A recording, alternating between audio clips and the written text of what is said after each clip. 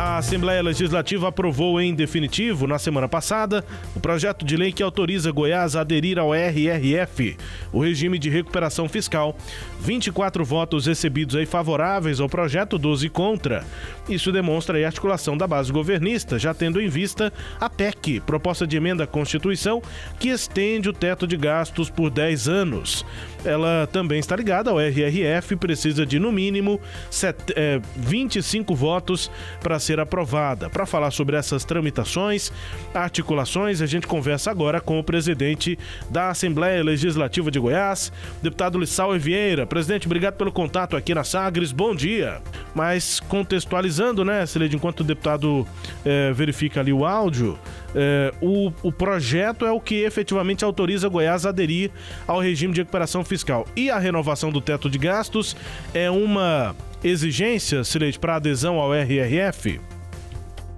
A Assembleia recebeu 2 projetos aí do governo com vistas a finalizar aí a aprovação legislativa para adesão.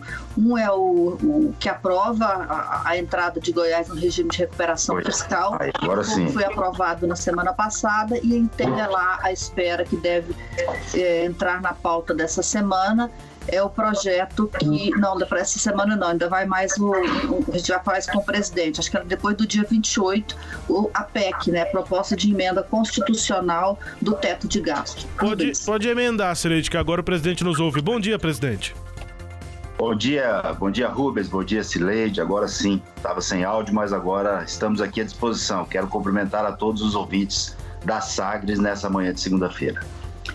Presidente, eu estava dizendo que das medidas legislativas para adesão ao RRF restaram lá na Assembleia agora a PEC, né, do teto de gastos, já que na semana passada foi aprovado pela segunda vez um projeto de lei autorizando o Estado a aderir ao RRF.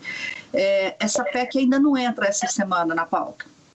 Não, Cileide, a PEC ela precisa de 10 sessões ordinárias para poder vencer a quarentena e estar pronta para poder ser discutida e votada, e cumprirá as 10 sessões na semana do dia 20. Então, ainda tem mais essas 3 sessões dessa semana para depois sim ela começar a ser discutida, passar pela comissão e ir a plenário para ser avaliada e votada pelos deputados. Então, temos mais alguns dias aí.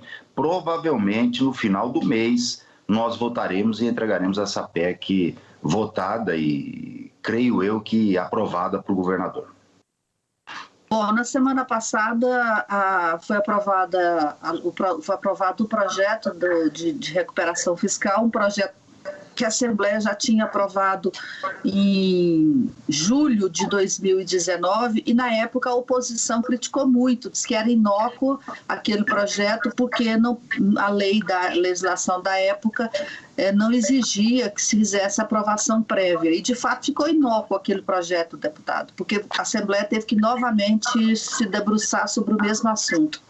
Na realidade, Cileide, o que o governo pediu aquela vez foi até mesmo a exigência do ministro Gilmar Mendes para poder conceder a liminar que nós temos até hoje, já foi renovada por várias vezes, da suspensão das dívidas. O que o STF queria naquela oportunidade? Que o Goiás mostrasse, de fato, o desejo que teria de recuperar suas finanças fazendo ajustes necessários. Desde aquela época nós viemos votando matérias que se encaixam nas regras do regime de recuperação fiscal, da então Lei Complementar 159, que foi o que nós aprovamos naquela época. Depois, no final desse ano, veio a Lei 178, onde ela flexibilizou um pouco as exigências para você aderir ao regime de recuperação fiscal, a renegociação das dívidas, e assim foi feito. Então, agora nós aprovamos a adesão ao regime de recuperação fiscal com base na Lei Complementar 178,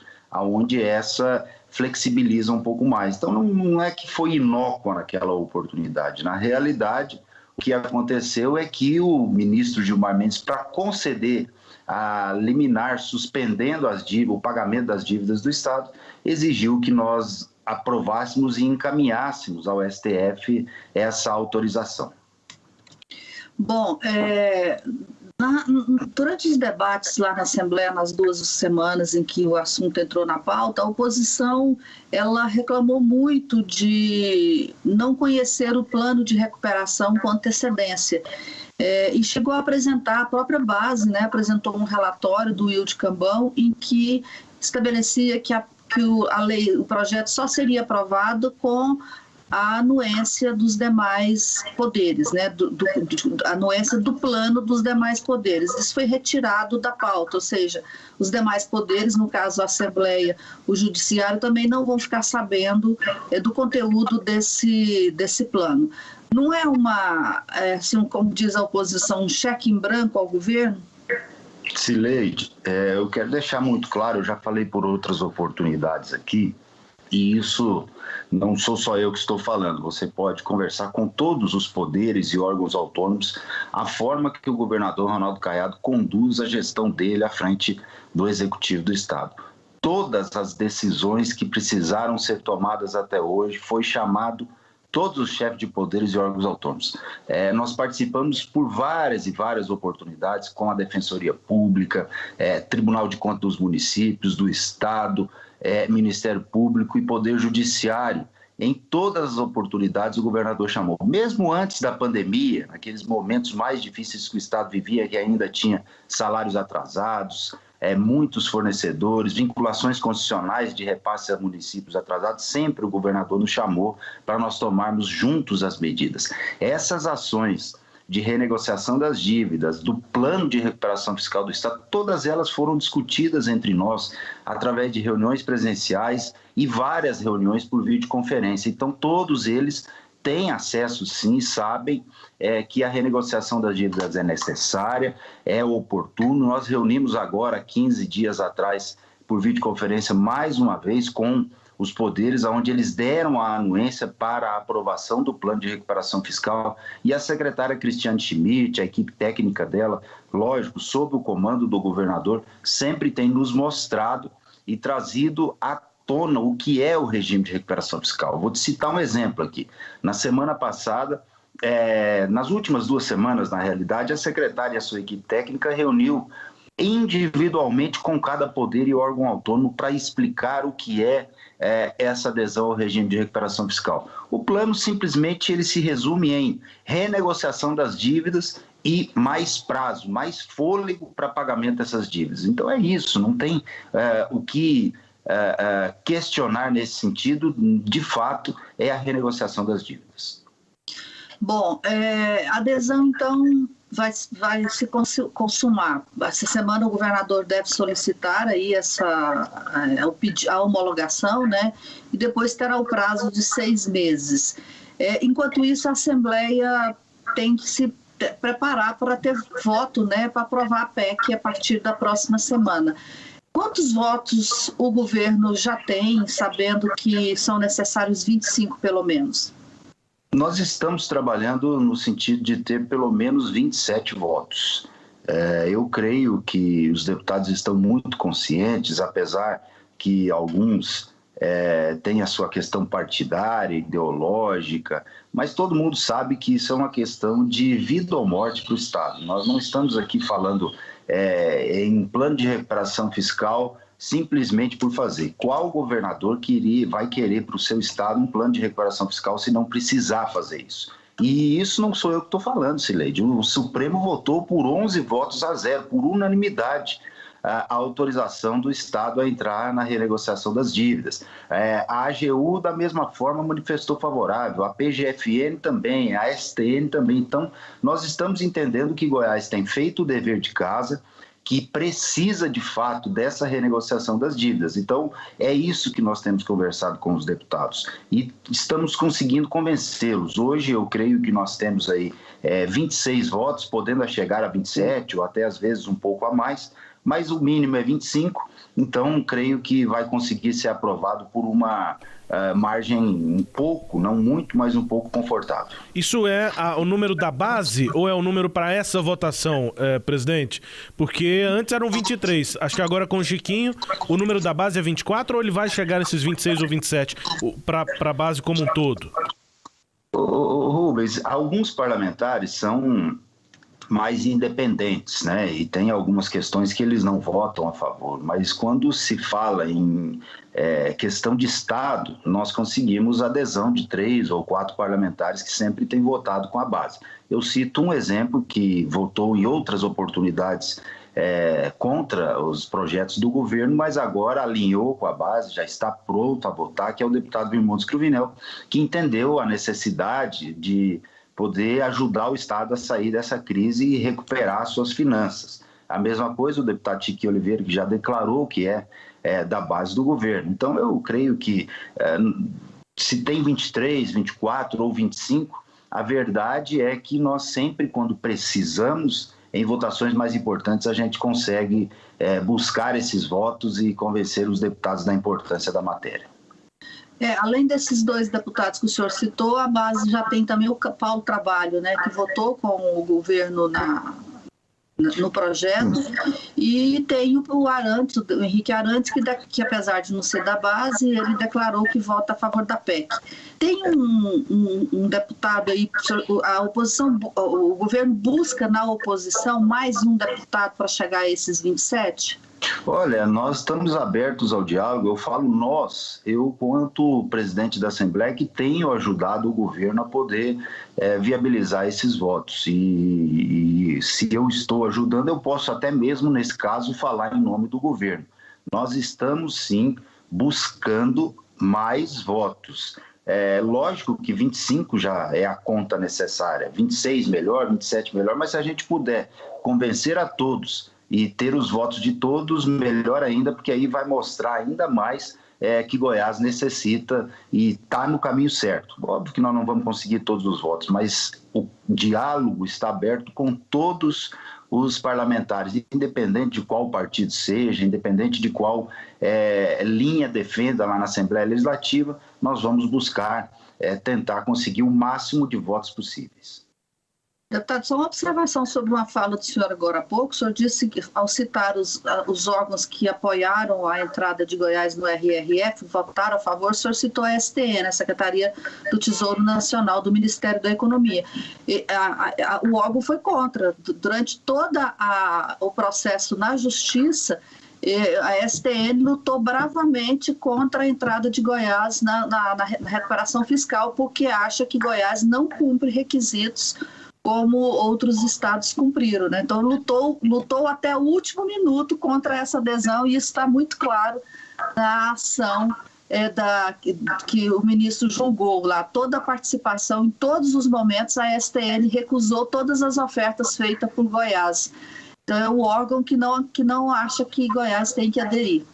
Sileide, é o papel dela, até porque ela é um órgão do governo federal e Goiás está renegociando as dívidas com a União. Então, obviamente, ela como credora queria que o Estado pagasse essas contas. Mais resumido, óbvio, isso é óbvio, mas isso ficou comprovado. E outra coisa, quando a STN fala que Goiás não cumpriu os requisitos, aí nós não podemos concordar. Tanto é que no Supremo Tribunal Federal foi concedido por 11 votos a 0. Veja você, nós fomos o primeiro estado a aprovar a reforma da Previdência, fizemos o regime jurídico único. Todos os requisitos exigidos, que são 8 itens, pela Lei Complementar 159, apenas o Estado de Goiás não cumpriu, que é a privatização da Saneago, que agora foi flexibilizado pela Lei Complementar 178. Então, se a Lei Complementar 178 flexibilizou, Goiás cumpriu todos os requisitos. Então, não pode falar que não promoveu os ajustes necessários. É claro que a STN, como um órgão credor do Estado de Goiás, obviamente que iria falar, olha, se você quer renegociar, eu preciso que você faça mais ajustes. Mas os ajustes são possíveis aqueles que também não vão atingir de fato numa quantidade maior a vida da sociedade do Estado de Goiás. E hoje, com a Lei Complementar 178, nós podemos dizer que a adesão ao regime de recuperação fiscal ou a renegociação das dívidas ficou muito mais brando para o Estado. Muitas pessoas falam, Goiás não vai ter condição de ter gestão mais, vai ter alguém do Tesouro Nacional fazendo a gestão ou fiscalizando essa gestão do governador. Não é bem assim. Mudou muito essa regra e hoje o Estado, a única coisa que precisa é autorizar a renegociação das dívidas e não descumprir o teto de gastos que nós vamos aprovar, se Deus quiser, na semana que vem. Pois é, mas tem um item lá na lei, umas exigências, que é a proibição de aprovar novos incentivos fiscais. Eu estava vendo no Jornal Popular de hoje que, juntamente com a ADIAL, o governo dos estados estuda criar aí mais um programa de incentivos fiscais. Como é que vai ser? Não pode. Ao assinar aí esse pacote de adesão, Goiás não pode mais aprovar nenhuma lei de incentivos. O que o governo pensa com esse projeto? O governo pode fazer essa lei antes de assinar a adesão. E aí é anterior à entrada na renegociação das dívidas, né? O que não vai ter é novos incentivos fiscais. Agora, aqueles que já existem, eles podem ser utilizados e novas empresas podem, de fato, chegar e se instalarem aqui em Goiás. Isso não impede. Então, a tendência é que o governo anuncie e faça esse novo plano agora, imediatamente, antes ainda da adesão à renegociação das dívidas. Esse prazo não conta a partir do momento que o Estado pede para entrar, que deve ser feito essa semana? Eu não posso te falar, não sei exatamente. E também eu não estou acompanhando essa questão desse novo incentivo que fala no jornal que a ADIAL e a Secretaria de Indústria e Comércio estão trabalhando ele. Provavelmente, uma matéria dessa terá que passar por autorização legislativa, mas pode ser que ela seja incluída, por exemplo, dentro do ProGoiás ou dentro de qualquer outro programa que já existe no Estado. Então, não posso te falar nem o teor da matéria, nem como ela será executada pelo governo do Estado. Se ela não precisar de autorização legislativa e for incluída dentro de um programa já existente, não há prazo para isso, com certeza. Essa semana há projetos importantes do governo na pauta ou vai ser uma semana mais tranquila na Assembleia, diferentemente da última? Tem sido mais tranquila agora nessa semana. Na semana passada também, após a votação da adesão ao RRF, já foi mais tranquilo. Eu acho que o que vai nortear os debates, o que vai acalorar um pouco mais os debates é, de fato, a PEC do teto de gastos, que ela só estará apta para votação a partir da semana do dia 20. Pois é, e aí vocês devem concluir essa votação antes do recesso parlamentar de julho? Sim. Isso é um compromisso nosso, votarmos antes do recesso parlamentar do mês de julho. Então, votaremos a PEC do teto de gastos ainda no mês de junho. Rubens? Presidente, uma questão mais política. Na semana passada a gente viu aí sinais muito fortes, né, de que possivelmente a base do presidente Bolsonaro pode não estar com o governador Ronaldo Caiado na próxima eleição de 2022. E o governador pode até adotar uma certa neutralidade, como foi no primeiro turno no ano anterior, em 2018. Como é que o senhor avalia essa possibilidade de, na eleição do ano que vem, as bases de Bolsonaro e Caiado estarem separadas, presidente? Primeiro que eu não acredito nessa hipótese, Rubens. Eu creio que o presidente Bolsonaro, com todas as vezes que o governador esteve com ele, sempre elogiou muito e falou da admiração que ele tem pela história e a carreira política do governador. Segundo, que se for ver a história política do governador Ronaldo Caiado, ele sempre foi um combativo forte à esquerda no país. Ele sempre foi um político de direita que combateu o PT e a esquerda no país. Então, eu acho que o governador Ronaldo Caiado tende a ter a condição e estar junto com o presidente Bolsonaro nas próximas eleições, até porque nós temos visto uma campanha, uma pré-campanha, um momento no Brasil totalmente polarizado, PT contra Bolsonaro. Nós não vemos nenhuma terceira via aí com possibilidades de ganhar a eleição.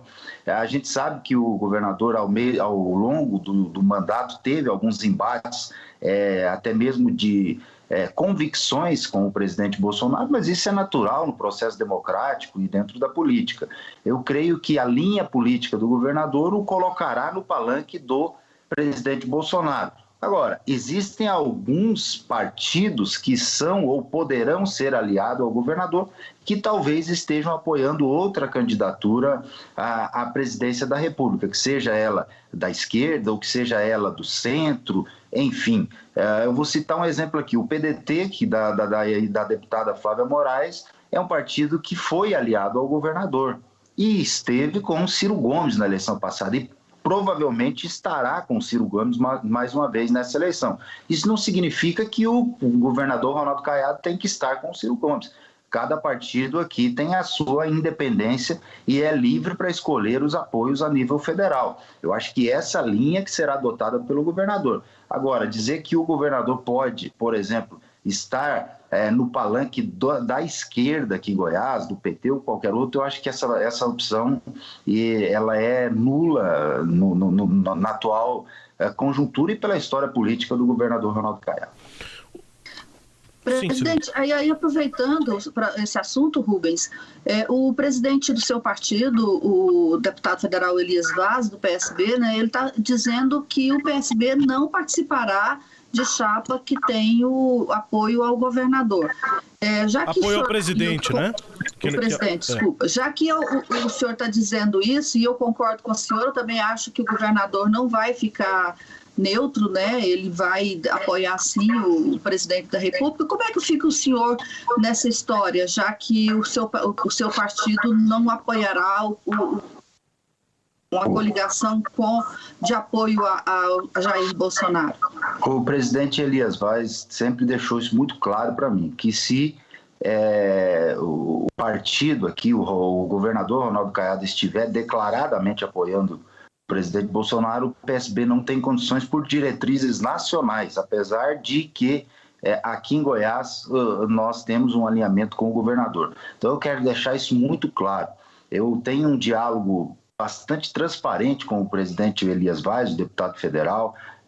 Nós somos sempre muito claros do que nós falamos e eu falei a ele, se não, o primeiro requisito para mim estar ou filiar em um partido político é apoio à reeleição do governador Ronaldo Caiado. Se acaso o PSB não caminhar, não se aliar ou fizer coligação com o governador Ronaldo Caiado no projeto de reeleição do governador, pode ter certeza que eu não poderei ficar no partido e vou buscar uma nova agremiação partidária. Então isso é muito claro dentro da nossa conversa com o presidente e deputado federal Elias Vaz. Porém, nós estamos ainda conversando, vendo as possibilidades a nível nacional, até porque outros estados têm prefeitos e governadores do PSB que são mais ligados ao presidente Jair Bolsonaro que até mesmo à esquerda no país. Então, eu acho que isso são orientações a nível nacional que vai acabar tendo a condição de abrir um diálogo brevemente aí no futuro próximo.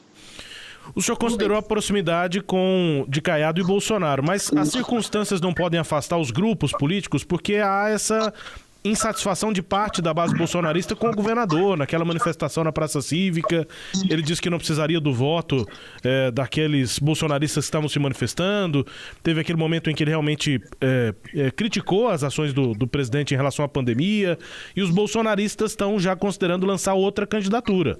Pode ser a do Jânio da Rô pelo Patriota, pode ser a do próprio Vitor Hugo, deputado federal. Como é que o senhor avalia essas circunstâncias e a insatisfação hoje de pelo menos uma parte dos bolsonaristas com o governador Caiado? Primeiro que se você for ver a história por exemplo, do ex-prefeito de Trindade, que eu respeito muito, uma pessoa do bem, um homem competente, mas nunca teve ligação com o presidente Jair Bolsonaro. Muito pelo contrário, até ontem ele era do PSDB. E o ex-governador, os dois ex-governadores últimos do PSDB aqui em Goiás, inclusive votaram no PT na eleição passada. Todo mundo sabe disso. Então, a candidatura de Jânio da Rô, ela jamais será bolsonarista. É água com óleo, não vai misturar nunca.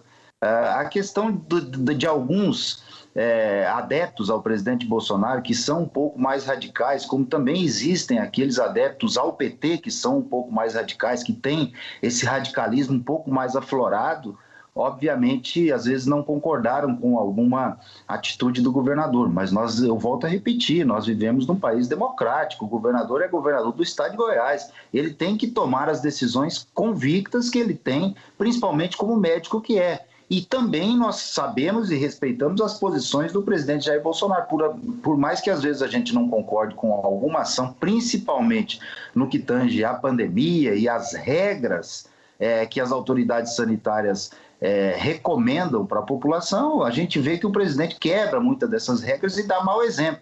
Então, a gente sabe que isso é a democracia, nós não podemos levar a ferro e fogo uma manifestação do governador no sentido de discordar de alguma ação do presidente da República. E é a coisa mais natural do mundo, nós não podemos viver esse radicalismo, isso que precisa ser quebrado nesse país. Precisamos ter os nervos um pouquinho mais apaziguados para nós conseguirmos um equilíbrio para definir o futuro e o rumo do nosso país. Ok, presidente, obrigado pela entrevista, a disponibilidade aqui de conversar com a gente também sobre aspectos políticos, mais RRF, enfim, PEC lá na Assembleia. Obrigado pela entrevista, um abraço, boa semana, bom trabalho, presidente. Obrigado, Rubens, Cileide, obrigado a todos os ouvintes da Sagres. Até a próxima oportunidade. Obrigado aqui pela conversa. Destaque a íntegra dessa entrevista com o presidente da Assembleia, Lissauer Vieira. Você confere acessando o nosso portal, o sagresonline.com.br.